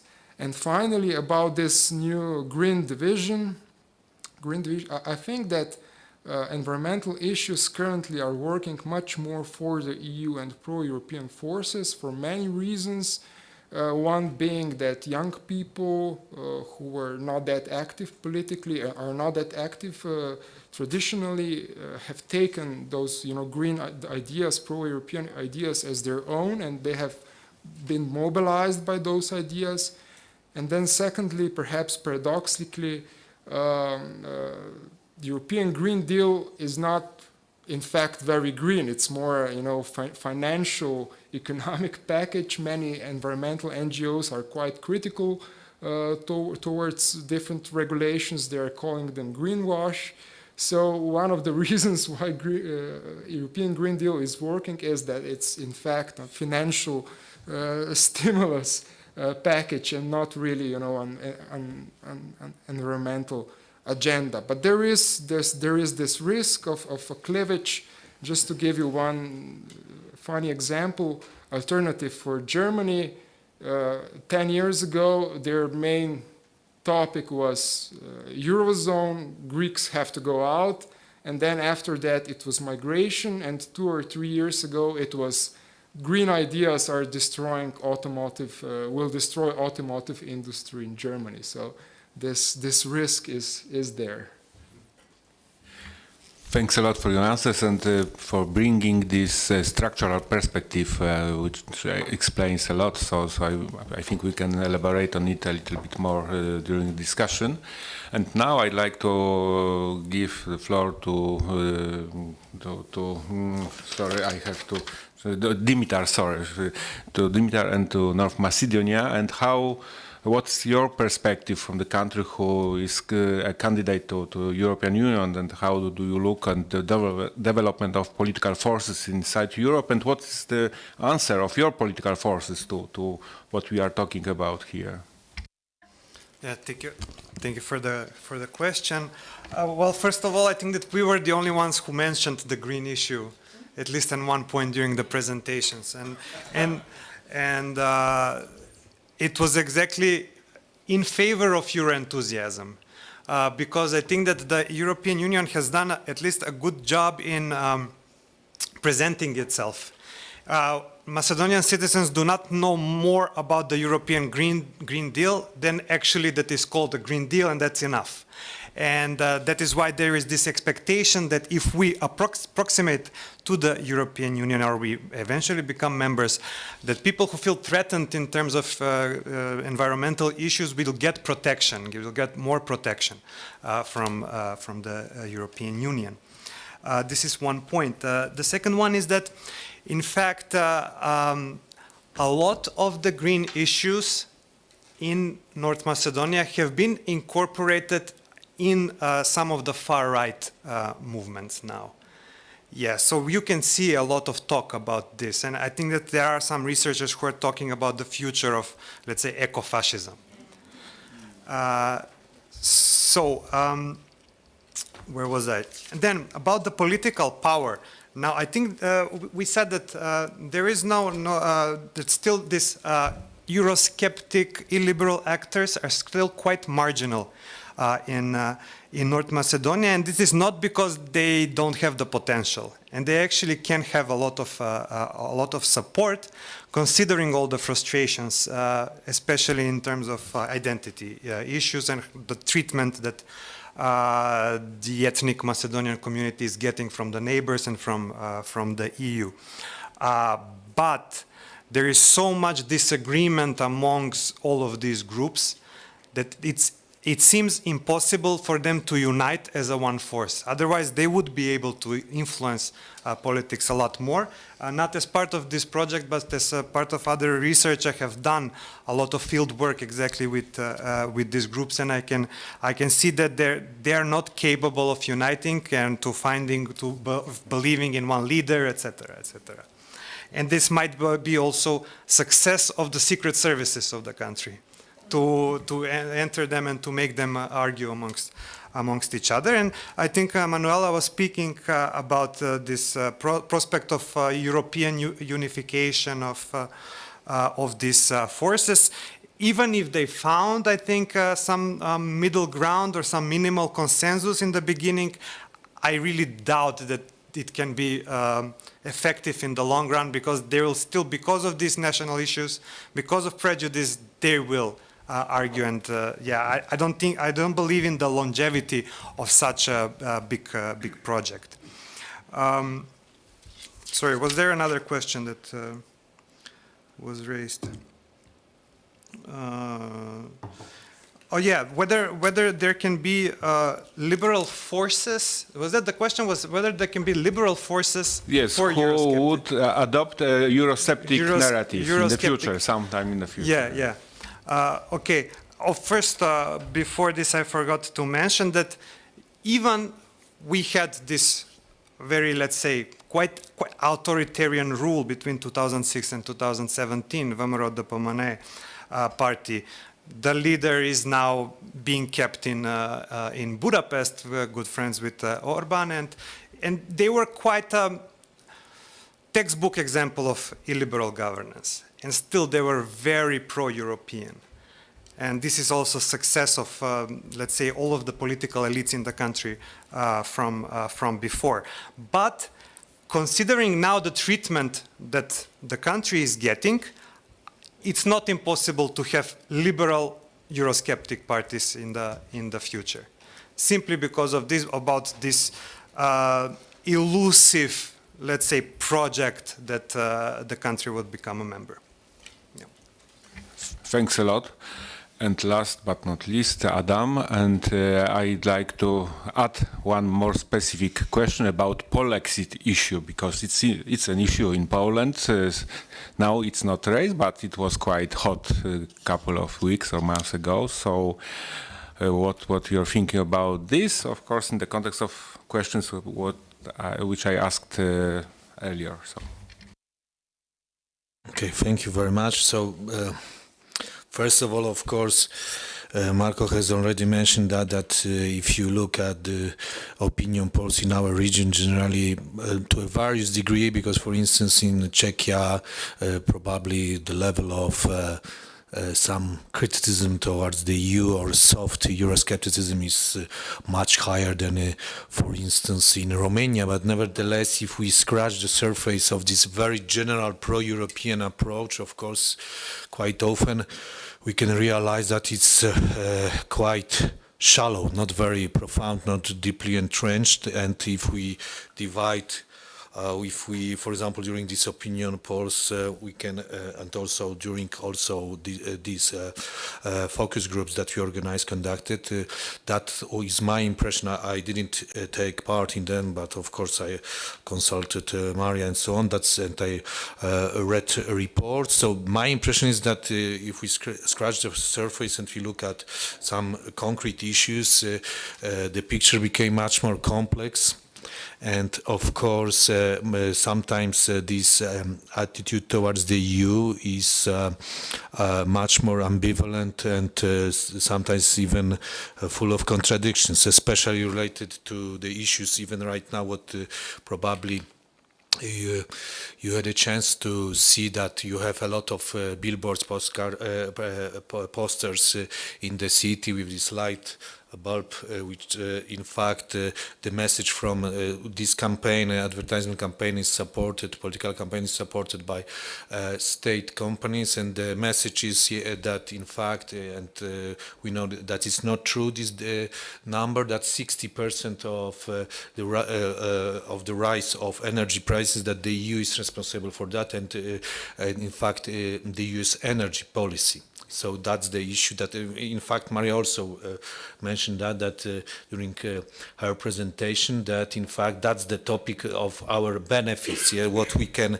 get from the EU, that in fact it can be for us not very beneficial to remain a member state because of the EU's energy policy. And we know that, for instance, economists can explain that it's not true, it's a lie, that in fact it's less than 25% the responsibility of the EU for the rise of the energy prices, which is of course very much related to the inflation in Poland, which is above 9%, but nevertheless that's the message that people are getting, and which is financed by the public companies. So I think that probably in the medium term, I don't expect that I can't, me personally, imagine such a scenario that the rise of Euroscepticism will be so huge that, for instance, in the case of a possible referendum, the majority of Poles would vote for the Polexit. Yeah? But nevertheless, I can imagine that in the coming years, because of these various issues which can be related to sovereignty, cultural issues, economic issues, that of course various political forces can in fact misuse them, exploit them, and in fact this positive, sometimes Poles are called that, of course we are Euro enthusiastic, that's the highest support for the European Union in the EU, that it can decrease. I'm afraid of that, and then we can of course at some point we can cross the Rubicon and we can talk about a new reality. But right now I think that we can expect this kind of process, and in that case of course we can also expect political forces, like in case of Italy we have, you mentioned this liberal populists, we have this party which is right now on decline, but nevertheless it was quite influential, Cinque Stelle, 5 stars, which is of some kind of hybrid populism mix of from the center, mix of various ideas and so on. So I can imagine that in our region also similar parties can emerge. And then responding to your question to this, and which was raised also by Piotrek, and it's I think very important topic. Definitely, I have already mentioned that this green energy, all these issues, especially in Poland, they will be very important. You have already said that, because of the fact that we have very, let's put it that way, our energy balance is very dirty, carbon oriented and so on. So it's going to be a very important topic. But I think Piotr raised this issue, and we are trying also to do that through our research, is this cooperation between these political forces. And it's, of course, I don't believe in some kind of a very huge bloc alliance, which like, you know, umbrella that we attend of these far-right forces, uniting all of them, because it's a wide scope, a very huge diversity, variety of this hard, soft Euroscepticism.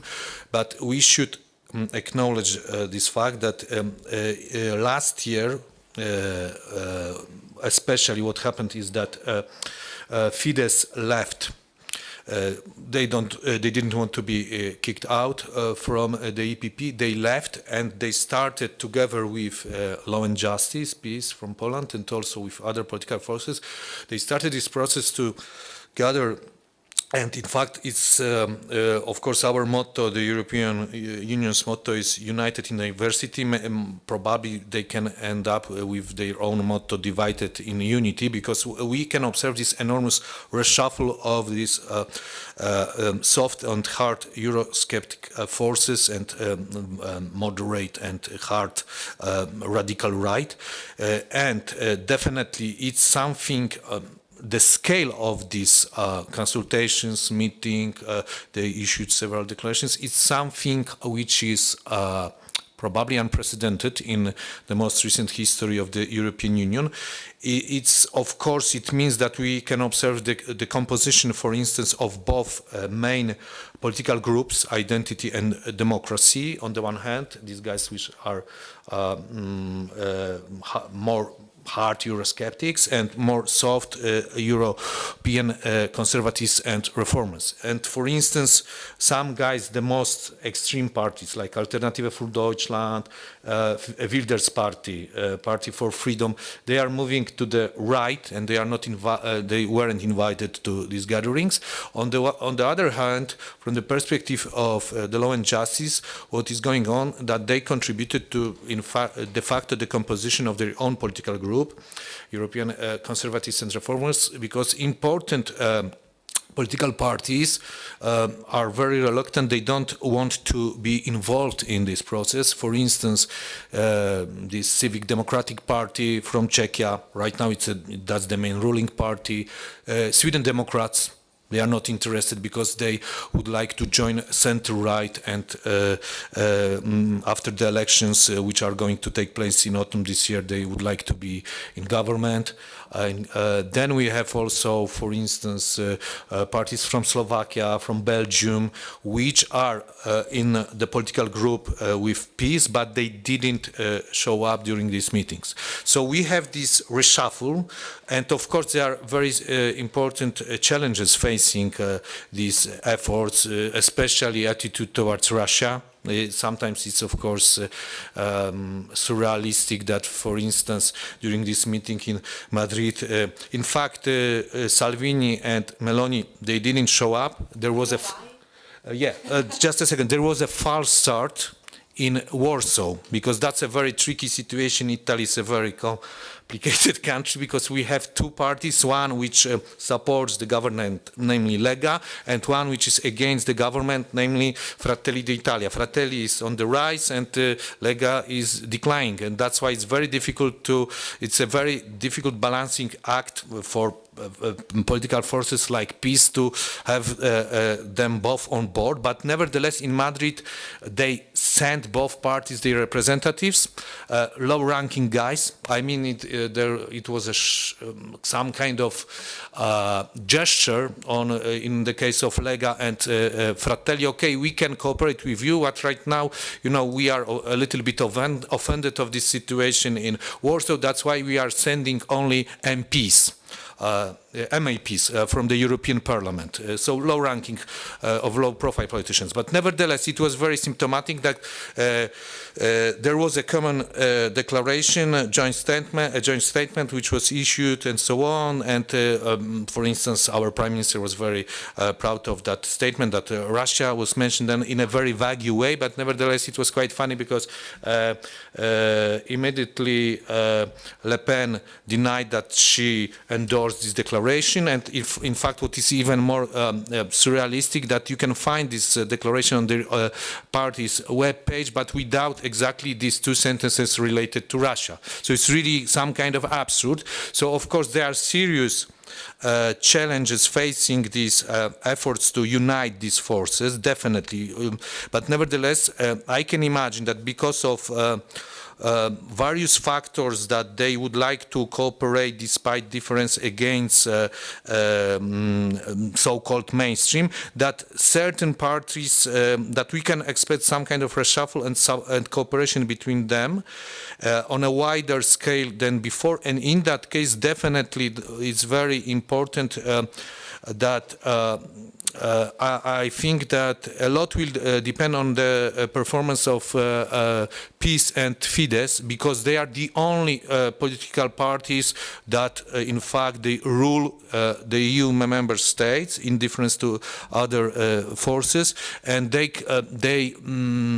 to a large degree, they should serve as some kind of driving forces, engines of this cooperation. That's why their role will depend a lot. At the same time, they sometimes, what is in fact unprecedented, that these politicians, especially Orban, they started to serve as an important source of inspiration in ideological sphere for Western political forces. Thanks a lot. So we are after the second debate. Thanks for all your interventions, and now we are opening discussion. And perhaps, Laurynas, you haven't had an opportunity to express yourself, so perhaps because we have only 15 minutes for this discussion. I'll have a very quick question, because I think when you were doing this research, most of you guys, it was at the time when the European Union was negotiating the recovery plan, and it's sort of a fundamental change when we look at the European Union, especially the output side of things. It's the first time that we have pooled our debt together, in a sense that we've made our borrowing we shared the burden. And in the case of Italy, I mean, there was the hope that this would really change the overall tendencies and, you know, some of the northern Eurosceptical narratives. That's something that, look how we can deal with it. I mean, maybe it doesn't really, this question doesn't really go towards North Macedonia, which is a slightly different position, but I think for the European countries, especially Poland, Slovenia and Italy, this was, how do you feel, can this in any way have an impact, or it's too abstract and people don't really know what's a common debt and so on? And then, but even connecting to this, I think the money, when you look in absolute terms, the money going towards Western Balkans and, say, Eastern Partnership, that's also been rising. There's not been some sort of a serious decline. When it comes to the green issues, I think, yes, I think Marco said a very right point. I think in Poland, when we talk that there is a risk with the green issues being used against the European Union, but on the other hand, when you look at the way Polish people have reacted to all the different green initiatives when it comes to the photovoltaics or the wind power, whenever the government did not ban these things and the government supported them, the Polish people were themselves transferring the energy, you know, changing the energy as much as they could. You know, the photovoltaic panels in the last 2 years, the wind power more or less 8 years or whenever that was ago. So I think there is, inside the Polish people are not that, I think they're fairly mercantilistic, and they do understand that it's green is nothing bad, and it's something very sort of mainstream capitalist, neoliberal capitalist, and as long as it functions, I think it's only depends on how much the government is exploiting it. It's not really a serious threat from deep inside. Thanks. Is anybody wanting to answer this question? Or adds other issues to our discussion? So feel free. Who is ready to?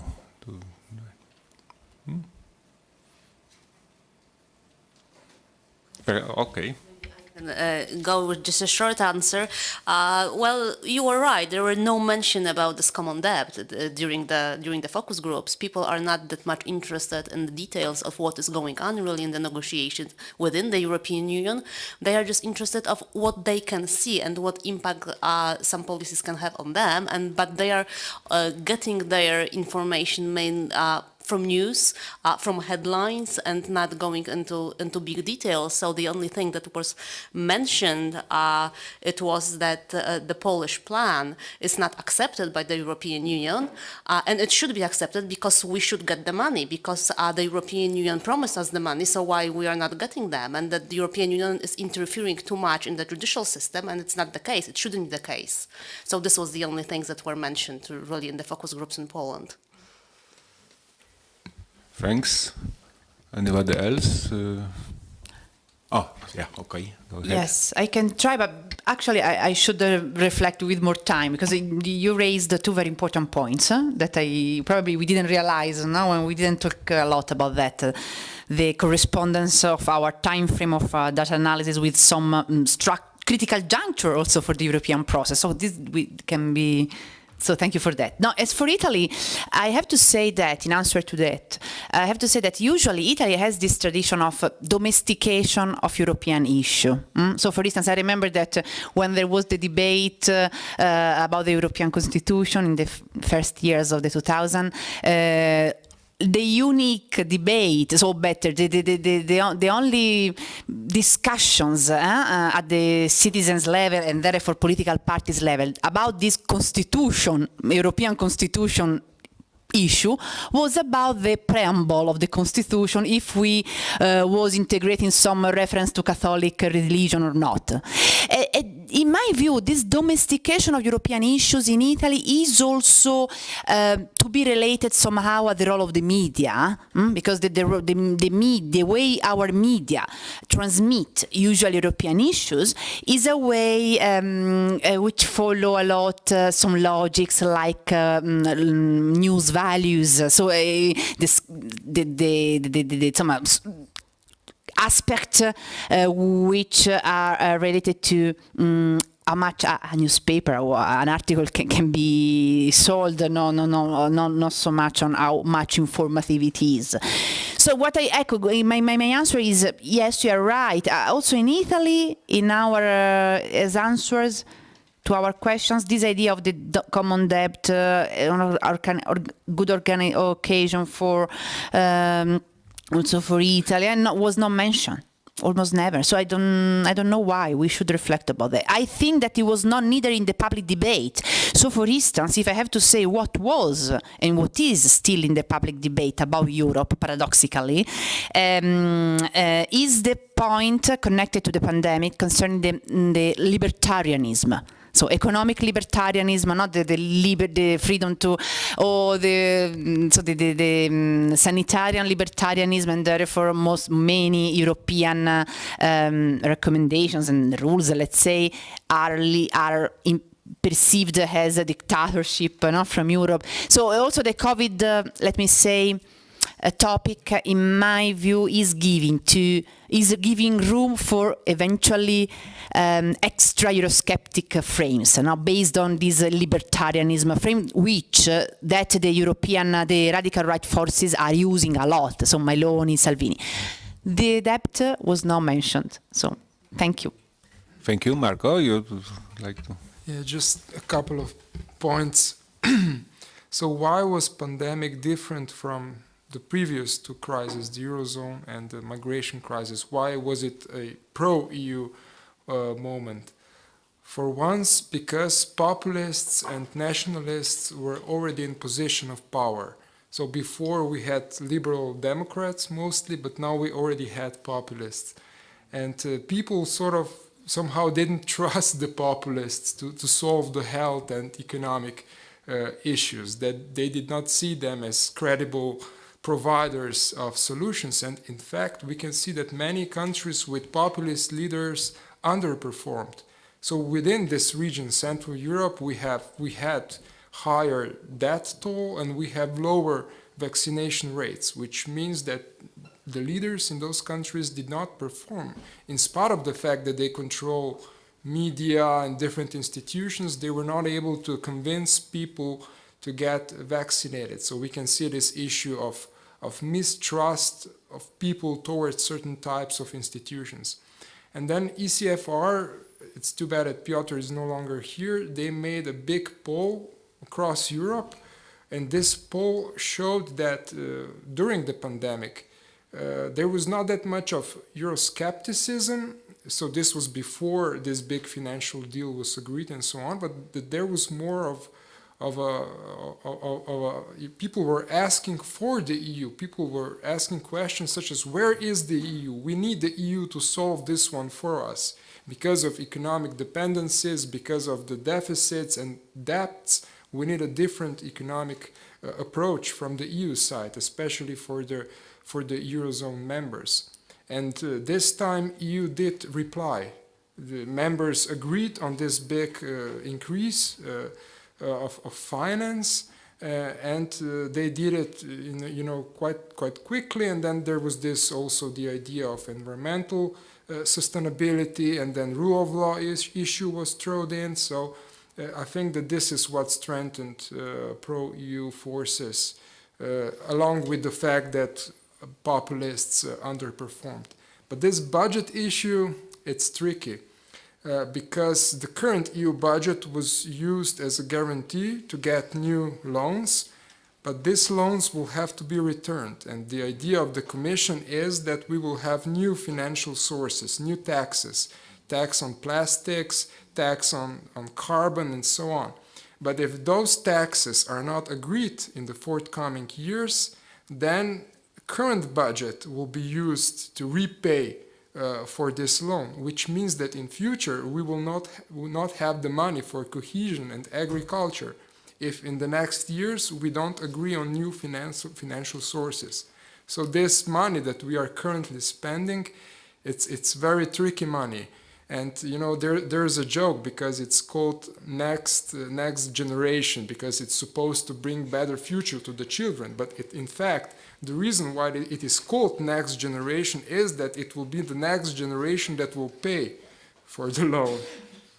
So yeah, it's tricky. So it is why our government is happy that don't have this money. Simply. Okay, so we have another 6 minutes. Somebody else would like to add? Okay. Adam, yeah?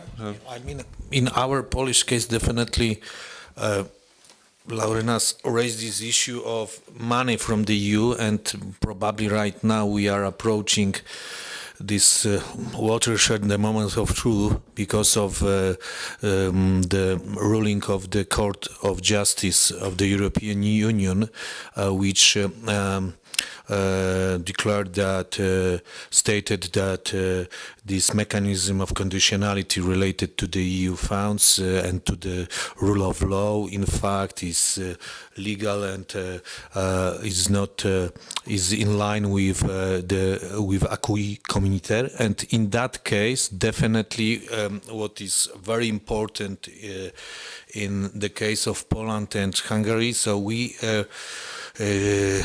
definitely will need to wait a little bit for the implementation, the scale, how it's going to be interpreted by the European Commission and so on, because it can have a very huge impact on the developments in both countries. If everything, of course, in my opinion, depends on the interpretation. It can be wider, narrower, and for instance, for some people, can be, if it's going to be narrower, the interpretation of the European Commission. In that case, we can expect some kind of disappointment of people supporting the opposition and critical towards government. In case of a wider interpretation, it's going to be one of the most important challenges to both parties, Fidesz and the Law and Justice, namely in recent years. Yeah, it's going to be really something, maybe a game changer. In fact, that they will have to change a little bit, at least their policies.